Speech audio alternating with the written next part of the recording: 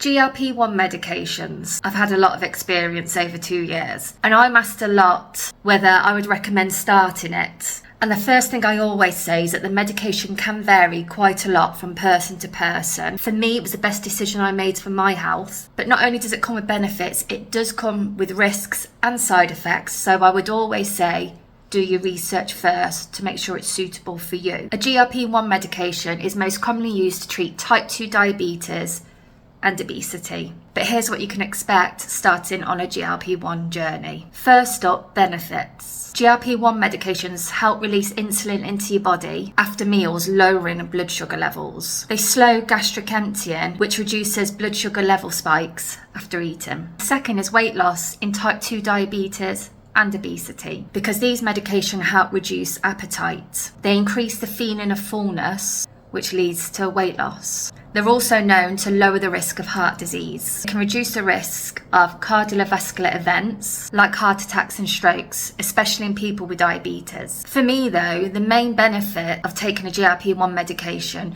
is reduction in noise chatter in my brain. Because I feel fuller for longer and I feel really satiated, it allows me to make wiser, healthier choices when it comes to my diet. Let's talk side effects. Firstly though, side effects can vary quite significantly from person to person, and your side effects can vary from one GLP medication to another. First up, the big one, nausea. This is the most common side effect. It typically occurs when you first start the medication or after you've just moved up to a stronger strength. Personally for me, nausea improved within a day or two, and it came more in waves than sort of being constant. It was quite short-lived for me, but I know that others have suffered quite significantly with nausea. Vomiting and diarrhea. Some people experience gastrointestinal, didn't say that quite right, symptoms like the vomiting and diarrhea, particularly very early on as your body adjusts to the medication, or sometimes after increasing your dose. Another side effect is decreased appetite. Many people feel less hungry on the medication, which contributes to weight loss, but this can cause to people consuming not enough nutrients, which can lead to hair loss, bad skin, just to name two. Constipation. So as well as suffering from diarrhea, you may also suffer from constipation. For me, I take a daily probiotic, which helps my gut health and digestive well-being, and it helps regulate those as well.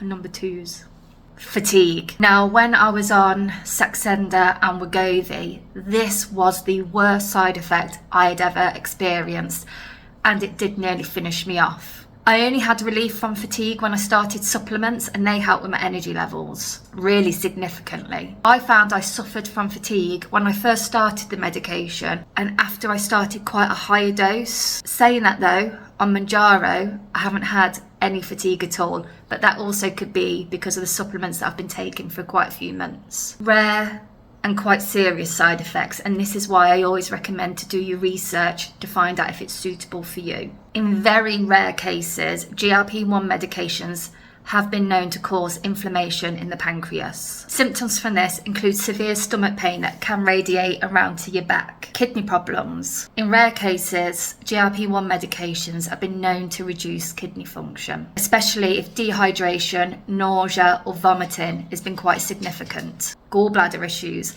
Now, I suffered from gallbladder issues 20 years ago, and that was dieting alone that caused that. So gallbladder issues, from my experience, are usually caused by fast weight loss. There have been reports of gallbladder and gallstones in some people taking the medication. How to manage side effects. The first one is start slow.